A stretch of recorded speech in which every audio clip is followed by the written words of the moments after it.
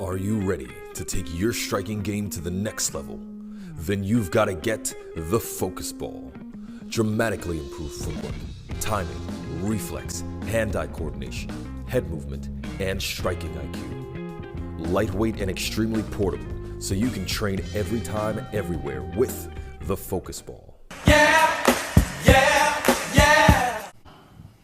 For me, it's just a lifelong dream. It's something that I've been wanting for a long time, and to be fighting again in my hometown means the world to me, especially as a comeback fight.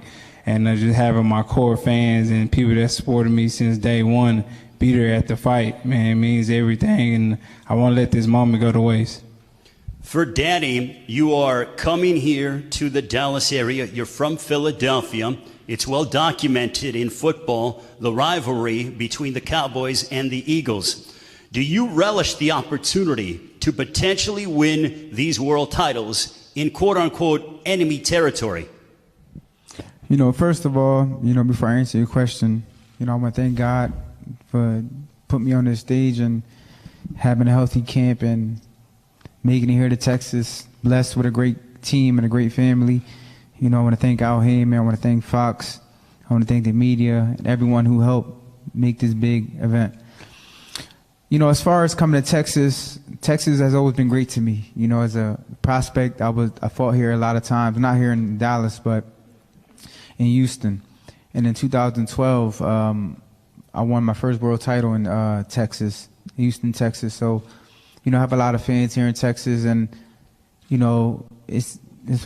I feel like it's a home away from home. It's a special place for me, because I won my first world title here, and I don't look at it like I'm going away. I just look at it like I'm going to handle business. Errol, October 10th, 2019 is a day that you will always remember. It's when you suffered that horrific car accident, and lo and behold, over 14 months later, you're back inside the ring defending your world championships against Danny Garcia on pay-per-view. Can you tell us about the journey that you have experienced over these past 14 months? Man, really just a lot of hard work and a lot of discipline, having my family and my parents and my coach and my day one friends and people just supported me, and just seeing my kids every day. I wanted to get back and, I would just train hard and stay in the gym and stay focused and, don't let outside distractions get to me. And that's basically, what I did. It was a lot of times, I wanted to give up, I wanted to quit, but, just seeing, my loved ones and, not want to let my kids down, because when they get older, how I'm going to tell them to keep going when they want to quit at something if I had quit, So when I went to the clinic and went to the doctors and they told me, basically I didn't have any brain swelling or any blood in my brain, anything like that, I decided to continue and to get back. And that's basically what we did. Me and my coach been in the gym since probably February and just been grinding hard, and, we to this point, and now we back. I'm 100%, I'm ready. He's seen my reaction time. He's seen my sparring and, how I do on the mitts and on the bag, and everything's back on point and back to, to where it was. So great, and everybody going to see, the same Errol Spence Jr. post-car accident. Would you say that the car accident and everything you went through renewed your love for the sport of boxing? Not that you didn't take it seriously before, but did it really open up your eyes as to what matters in your life and renew that love for the sport of boxing? I wouldn't say renew any love. I never fell out of love with boxing, but I think it did renew my focus and got me back focused on the things that got me to, the top of the mountain.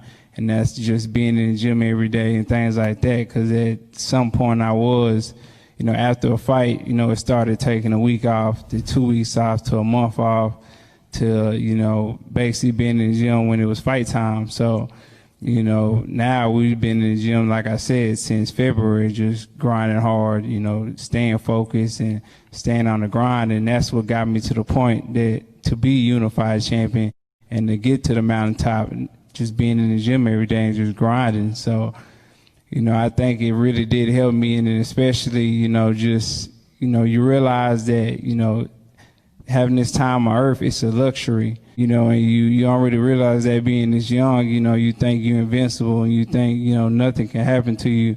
But when something do happen to you, you know, you just realize, you know, the time is important, especially spending it with your family and your loved ones and people that really care about you and that you really care about. So for that standpoint, that's why, you know, I actually moved out of downtown, got a ranch, and, you know, got horses and, you know, different cattle and things like that, and, you know, got a pool, and I'm, you know, outside with my kids, enjoying the time with my kids and my family. Just had a newborn son and a girlfriend, and, you know, just enjoying life more and the people that care about me more than just, you know, all the outside influences that and what you'll call distractions.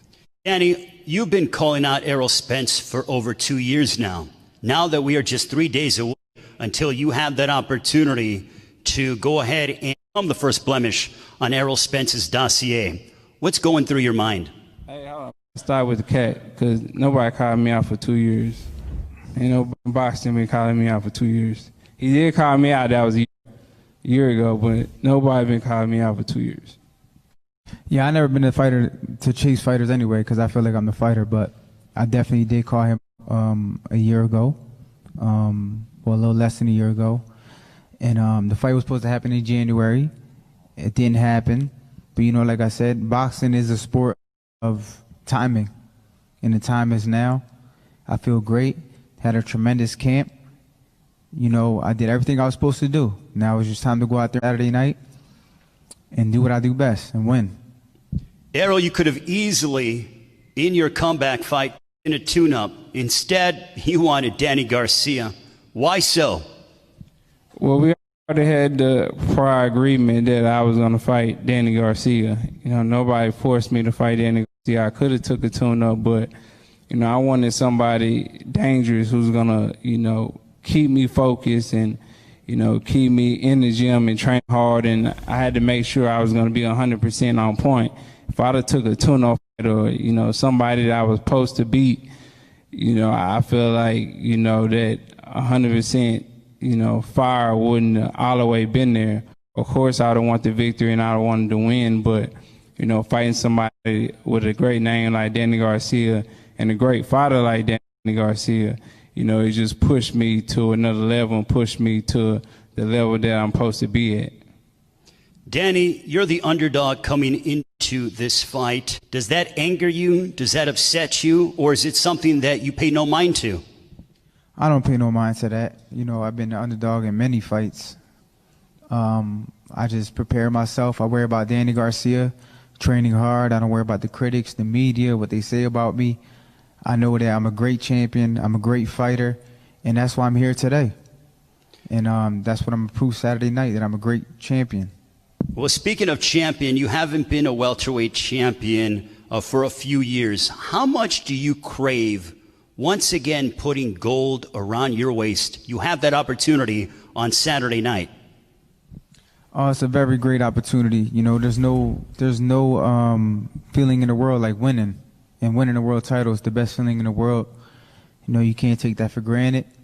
I took it for granted a few times, and, you know, it got the best of me. But you know what?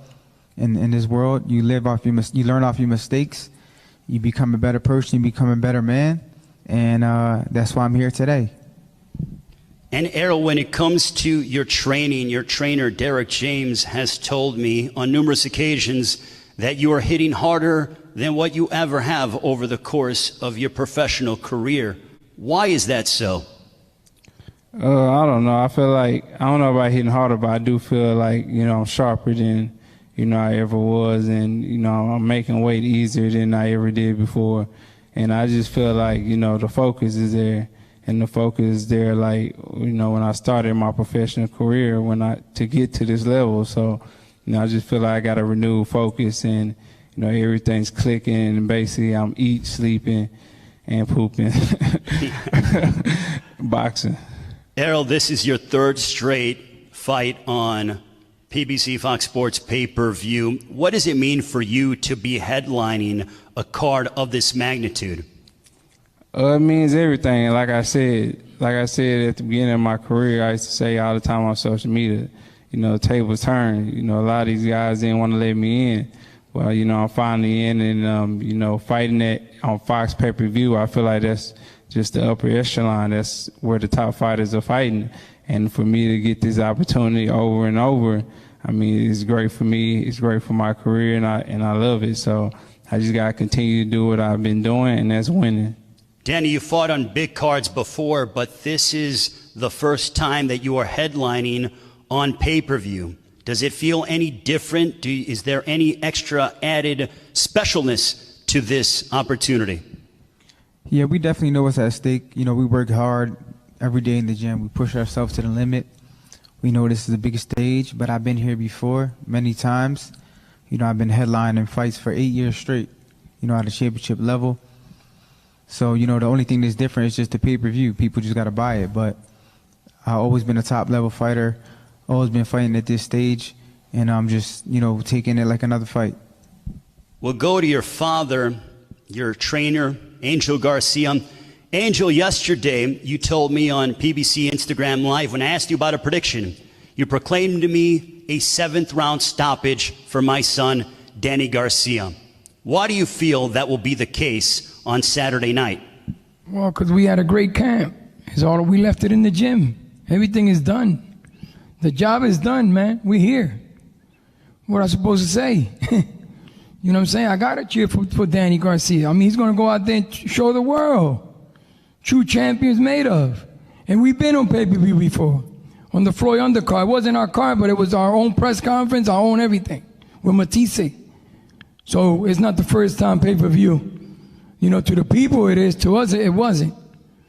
Danny been here before. He done it. He done it before. He's going to do it again. You know what I'm saying? Danny just don't know how to win. He know how to kick your ass. So, Angel, does it anger you? Do you feel like Danny doesn't get the respect that he deserves as you see that Danny is the underdog heading into this pay-per-view showdown? Yeah, but it doesn't matter what the people think. At the end of the day, half of the people that write that shit, they never been punched in the tip of the nose. It's just people behind desks, man, making all these calls. Get in the ring. Well, then, why don't they try it? Get in the ring with Danny. I don't want to do it. Shit, once in a while, he slips and punches me. I feel it in my fat toe. You know what I'm saying? It's easy with the mouth. I could take your money with my mouth. Would I take it, though? It's a different page. Life is, hey, listen, man, life is crazy like this. That's why we're living through this epidemic right now. Because you know what? People fear the most in America is death. And that's guaranteed. Now we'll go to Derek James. The Birdman's here, brother. The Birdman. The Birdman is in the house, right, so says Angel Garcia. Now we'll go to Derek James, the esteemed trainer of Errol Spence Jr. Derek, when you hear Angel Garcia say he's predicting a 7th-round stoppage, obviously he believes in his son and he's behind him 120%. They believe they're going to win. But the specific prediction about a 7th-round stoppage, what is your response to that? Well, I want to say, first of all, is that the respect that they say he doesn't get, I give it to him because I've seen what he's done throughout his career. Secondly, I mean, I don't know about the knockout and all that. I don't make predictions for myself or my guy.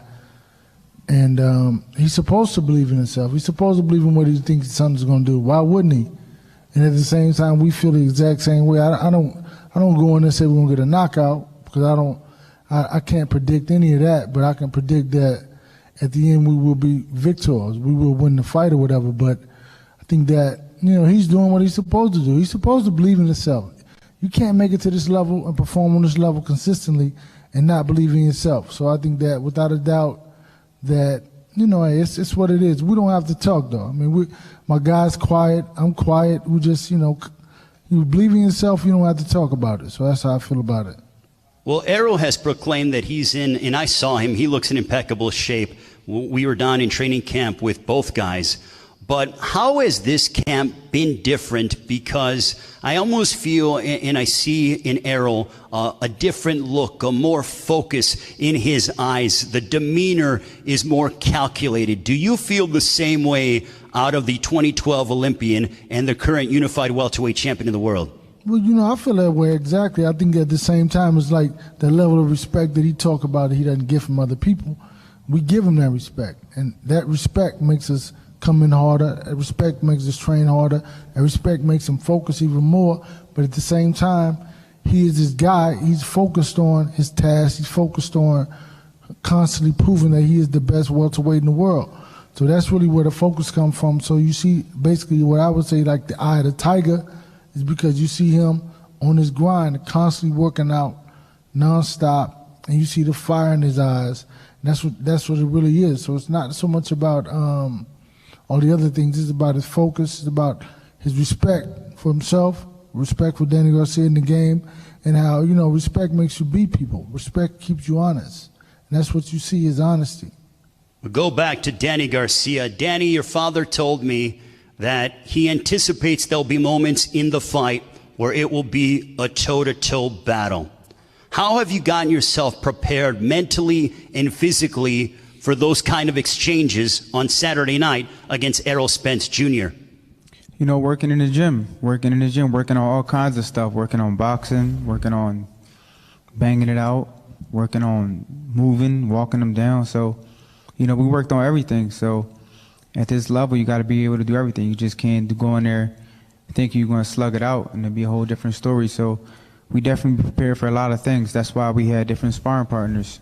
We had guys who come at us. We had young guys who move, all types of styles. So we'd be prepared for Saturday night. Errol, for you, what are you hoping to prove on Saturday night against Danny Garcia on Fox Sports PBC pay-per-view? I mean, the only thing I'm gonna prove that, I'm still the same. And I'm a realist. I'm realistic. I know people, have a lot of questions. Am I still the same? Am I shelling myself? And if I'd have looked at the accident and somebody would have had, I would have said the same thing too. And I'd have had questions too. So, that's basically, the questions that need to be answered. And I feel like that wouldn't have been answered if I would have fought, a lighter competition. So I feel like, a lot of stuff will be answered come December 5th that people that haven't been in the gym need to see. So, I just expect for myself to be 100% on point, sharp, and, just accurate with my shots.